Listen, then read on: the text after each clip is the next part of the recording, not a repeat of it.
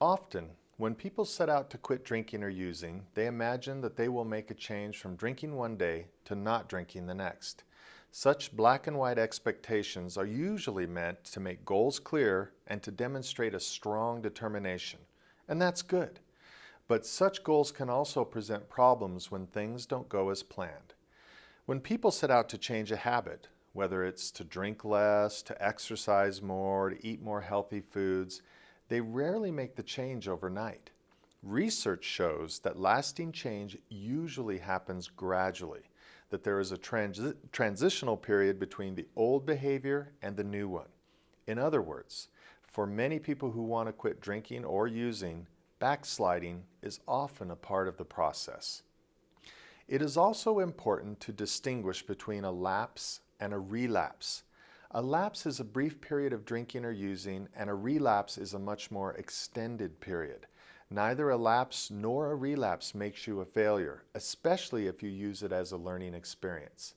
If you have a lapse or relapse, ask yourself, what happened? What was the trigger?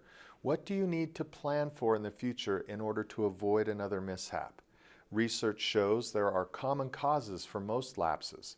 By far the most common cause is negative emotions, but other common triggers are social pressures, interpersonal problems, just feeling urges, trying to test your control over drinking, dealing with pain and illness, and even having positive feelings.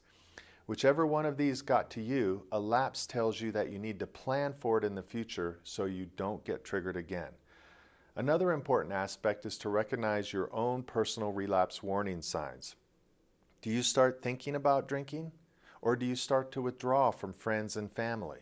Maybe you are feeling confused and frustrated, or maybe you're not attending to your responsibilities. Whatever it may be, the sooner you can recognize it, the sooner you can take action to get yourself into a better place and head off the drinking or using that will otherwise come your way. Finally, you should have a plan in place to deal with lapses if they happen. First, adjust your expectations so you don't give up when things go wrong. Second, have a plan both for when you feel like you might relapse and for when you do. Third, make sure your plan isn't just about not drinking or using. One reason people relapse is because they haven't thought enough about the sober life they want to live.